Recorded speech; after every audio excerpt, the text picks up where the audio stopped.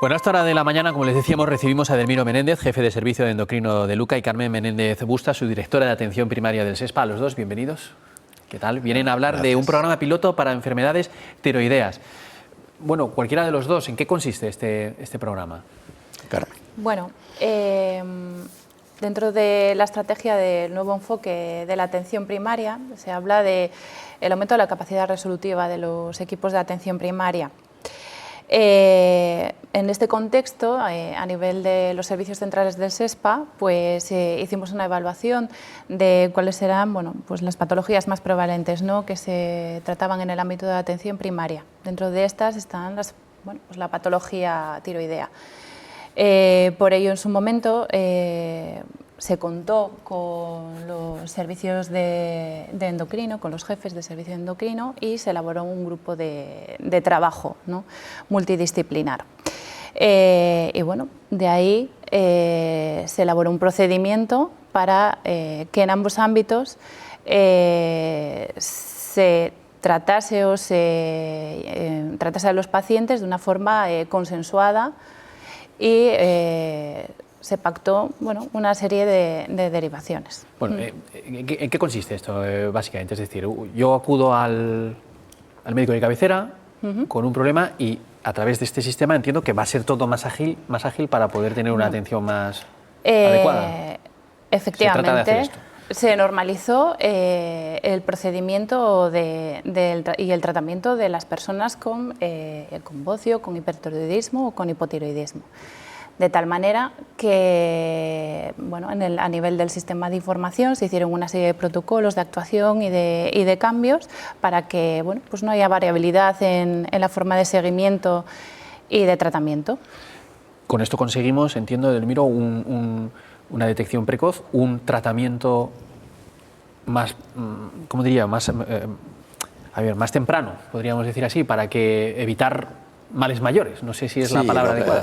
Lo que se ha hecho es organizar cómo diagnosticar, cómo tratar, de forma que si el paciente llega al médico de cabecera porque ha notado alguna alteración a nivel del cuello, estamos hablando del bocio y de los nódulos en la glándula tiroidea, y ahora es muy frecuente que si se ha hecho otra prueba de cualquier tipo, un TAC, una resonancia, y se ha descubierto que hay alguna alteración a ese nivel, en primaria sepan perfectamente qué pasos tienen que seguir, si ya tienen que comenzar el tratamiento o si tienen que hacer una consulta directa con el especialista de hospital, con el endocrinólogo en este caso, y además qué tipo de consulta tienen que hacer. Ahora tenemos la consulta virtual, que es la consulta online, que es rapidísima, para que ya se responda y se comience el tratamiento, y se establece la preferencia, es decir, qué casos son los que tiene que ser la atención más rápida, que se les va a dar consulta muy pronto, y cuáles tienen que esperar la lista de espera que pueda haber. Somos más directos, más rápidos. Más rápidos y además de una forma que en cualquier centro de salud, en cualquier consultorio, siempre se siga el mismo proceso con la misma rapidez. Claro, porque hasta ahora, si no será así, han detectado una serie de errores, los han corregido. Claro. ¿Que había algún riesgo para el paciente? No, riesgo no, pero cuanto más rápido el paciente sepa cuál es el diagnóstico y si se da el caso de que tiene que ser remitido a los cirujanos porque haya que operar, eso se acelere. No es que haya riesgo, pero se va a hacer mejor. Se trata de organizar. Es decir, atención primaria es el punto de acceso de los pacientes, en donde se garantiza la atención a todos ellos. Lo único que se hace es poner en común entre todas las áreas y establecer una red más equilibrada para priorizar a aquellos pacientes que necesitan una derivación más precoz respecto a en otras situaciones que puede ser una derivación a ritmo normal. La importancia de la educación. ¿Qué tenemos que saber que no solemos saber? No lo sé. ¿Qué tenemos que saber sobre la patología del tiroides? Bueno, primero, que si un paciente nota un bulto a nivel de la parte anterior del cuello, puede ser bocio, puede ser otra cosa, pero eso hay que consultarlo con el médico inmediatamente, por supuesto. En cuanto a prevención a largo plazo, es muy importante algo que en Asturias se lleva haciendo desde hace mucho tiempo, que es el garantizar el suficiente aporte de yodo en la alimentación. Porque eso, si se hace de forma continuada desde niños, va a evitar que aparezcan los bocios en el futuro. Y de hecho en Asturias somos pioneros a nivel nacional en prevenir esto. Y lo importante es la utilización de la sal yodada, porque el yodo solo se consigue en el organismo a través de la alimentación. No somos capaces de sintetizarlo. Y el yodo en los alimentos no está en todos los alimentos, está fundamentalmente en el pescado de mar y en los productos lácteos. Pero muchas personas, pues por diversos motivos, pueden no consumir suficiente, y por eso si se compra la sal yodada, cuando se va al supermercado se elige la sal yodada, todos tomamos algo de sal, y con ese poquito de sal, con solo 3 gramos de sal, vas a tener yodo suficiente para todo el día. Oye, que nos están todo el día quitando la sal y usted me dice que He dicho 3 gramos. 3 gramos es muy poca sal. Es decir, y eso es lo que se recomienda. 3 gramos es suficiente para que no haya hipertensión, no haya insuficiencia renal, pero que esa sal sea yodada. Pero, llegado el caso, también puede haber un aporte extra, ¿no? Es decir, puede haber, no sé, como las vitaminas que tomamos a veces. Sí, pero eso solo se recomienda para el embarazo. ¿Por qué para el embarazo? Porque las necesidades de yodo cuando una mujer se queda embarazada son superiores, porque necesita yodo para aportar al feto y que el feto pueda producir sus propias hormonas tiroideas, porque el yodo es fundamental para la producción de esas hormonas. Entonces es muy importante que las mujeres que van a quedar embarazadas o que puedan quedar embarazadas tengan un aporte suficiente de yodo. Incluso no es necesario que tomen un suplemento en forma de pastillas. Si tomaran 2 raciones de leche al día, tomaran 2 veces al día pescado y consumieran sal yodada, no harían falta las pastillas. Pero si no es el caso, se recomienda tomar comprimidos de suplemento de yodo. 2 veces al día pescado, ¿eh? Yo no sé 2 veces a la semana, perdón. Me he equivocado. Ya me he extrañado, digo yo, 2 veces al día no veo a nadie. 2 veces a la semana pescado y 2 raciones, que serían 2 vasos de leche, un yogur y un vaso de leche al día. Claro, no estamos hablando de ninguna locura. Es algo, no, eso es recomendable para cualquier dieta saludable. Una dieta saludable. Ahora le voy a preguntar a Carmen sobre otra cosa, pero antes, doctor, los niños, decía usted, empezar desde niños. Sí, desde los lactantes, es decir, las mujeres, no solo en el embarazo, sino también en la lactancia, se recomienda que consuman suficiente yodo para que le pase al niño, y desde niño, pues eso, acostumbrarles, bueno, digamos que las leches preparadas ya tienen suficiente yodo, todo eso está previsto, pero cuando se alimentan de forma natural, pues que consuman lo mismo. No, pues lo voy a decir a mis hijos cuando les ponga pescado, que protestan. Exacto. Les voy a decir el yodo. Ya sé que es difícil que los niños, pero hay que acostumbrarles, ¿no?, que coman pescado. Bueno, Carmen, esto se va a ir implantando de forma paulatina. Yo no sé en qué momento estamos ahora. Bueno, ahora estamos en la primera fase. El proyecto arranca en el área sanitaria 4, ¿vale?, con el servicio de endocrinología de Luca y los centros de atención primaria del área sanitaria de Oviedo, y posteriormente se irá extendiendo al resto de áreas sanitarias. ¿Hay un proceso de aprendizaje por parte también de los médicos de cabecera? ¿O? Sí. Bueno, como todo procedimiento, va acompañado de formación. Ayer mismo tuvimos una sesión en streaming se emite desde servicios centrales, en el que participó Edelmiro presentando qué es el proyecto, cuáles son las bases, y compañeros del área técnica de coordinación asistencial que explicaron pues, cuál es el proceder a nivel del sistema de información. ¿Los signos de alarma a los que hay que estar atentos, exclusivamente alguna molestia o bulto en el cuello, o hay alguna cosa más? Sí, lo fundamental es eso, que haya algo que no tiene que estar en el cuello, porque generalmente no duele. No tiene por qué doler, es solo que se ve un bulto que puede ser o bien el crecimiento de la propia glándula tiroides o de un ganglio que está al lado de la glándula tiroides. ¿Y en cualquier edad puede presentarse o no? No, a más edad, más frecuente. Pero puedes empezar desde los 17, 18 años. En niños es más raro. ¿Y qué consecuencias puede tener? ¿Hasta dónde puede la valoración de los nódulos en la glándula tiroides, la importancia es descartar que sea maligno. Claro. Entonces hay una serie de características clínicas y luego unas características radiológicas que son ecográficas. Eso se ha normalizado también en este procedimiento. ¿Qué características de la eco, que es lo primero que se pide, son aquellas que te tienen que hacer sospechar y que tenemos que tomárnoslo con más rapidez? Eso es. Este programa, Carmen, el objetivo...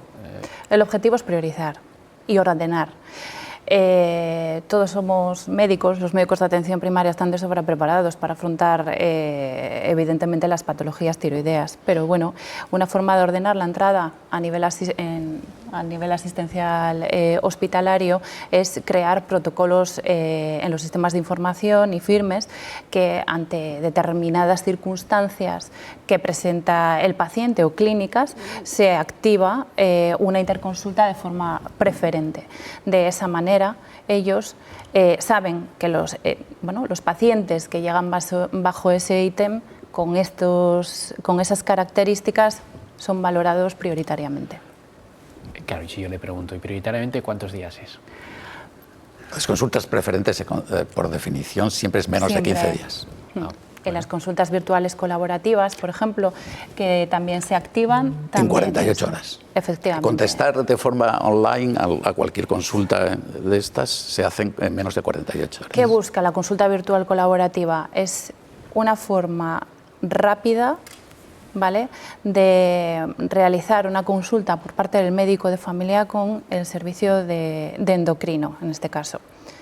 Si nosotros organizamos cómo se hace, qué información mínima debe contener esa consulta virtual, más efectiva será la comunicación y la respuesta al paciente es más rápida. Claro, ahora me están hablando de un funcionamiento interno, porque la gente en casa no sé si esto lo va a entender. La consulta virtual colaborativa entiendo que es la consulta que el médico de cabecera hace con el especialista sin el paciente y después se lo transmite al paciente. Exacto. Eso es. ¿No? Y estas son las de en 48 horas. Eso 48 horas. Sí. Bueno, eso está bien porque tenía yo aquí apuntado ¿a qué profesionales implica? Yo estaba pensando en los médicos de cabecera, pero no, son todos. Hasta el especialista, ¿no? Sí, esto implica los dos niveles, claro. Esto es, o sea, aquí en este proceso asistencial han participado muchísimos profesionales, han participado en sociedades endocrino, científicas también. Han sido revisadas por sociedades científicas, han colaborado en la elaboración del perfil analítico, los servicios de laboratorio, ha sido revisado también por la Sociedad de Medicina Interna. Los servicios de radiología para los criterios radiológicos. Los servicios de radiología. Digamos que ha sido un trabajo que nos ha llevado tiempo, que ha sido consensuado por muchos perfiles profesionales y que lo que busca es pues tener una respuesta común, ¿no?, del sistema sanitario a unas patologías determinadas. El paciente se va a encontrar la misma respuesta en todos los ámbitos, una vez que consensúas. Pero son unas patologías frecuentes. Claro. Es decir, la prevalencia, la frecuencia de que aparezcan con la edad nódulos tiroideos en el cuello, sobre todo, ahora se detecta sobre todo cuando se hacen otras pruebas diagnósticas. Claro. Es muy alta, puede ser del 10% de la población. La prevalencia de disfunciones tiroideas, de hipotiroidismo sobre todo, a partir de una edad, es muy frecuente también. Entonces, le diré que aquí en la redacción, cuando sabían que venían ustedes, aparecieron 3 o 4 que estaban muy interesados en el tema. Por eso era importante el ordenarlo, organizarlo y que la respuesta sea lo mejor y lo más rápida posible. Claro, lo más uniforme, el mensaje quizás yo, escuchándoles, que queda es el paciente tiene que saber que hay un protocolo de actuación que va a ser, y yo me lo apuntaba aquí, eficaz, eficiente. Sí. Este es el objetivo. Y óptimo. Sí. Óptimo. Bueno, pues cuando tengamos esto a médico de cabecera y se activa todo el protocolo y todos tranquilos entonces, ¿no? Sí. No siempre, vamos a ver, tampoco hay que transmitir, no siempre no se deriva todo. Se organizan las derivaciones y las consultas de forma adecuada a la situación del paciente, ¿vale? Hombre, si no nos derivan será buena señal. Efectivamente. Entiendo. No, pero es que también en algunos procesos, como es el caso del hipotiroidismo, que es muy frecuente, en España hay más de 3 millones de personas diagnosticadas de hipotiroidismo.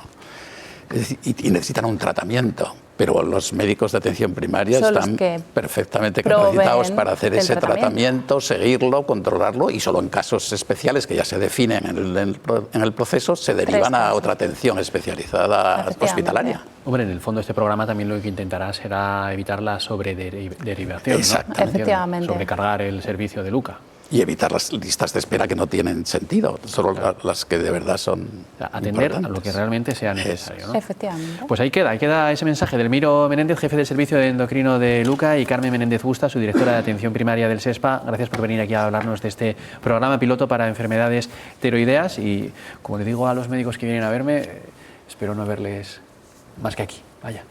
Bueno. No, en otro sitio. Bueno, en otro sitio, pero que no sea allí en Luca. estamos. Muchas gracias. Gracias. Hasta luego.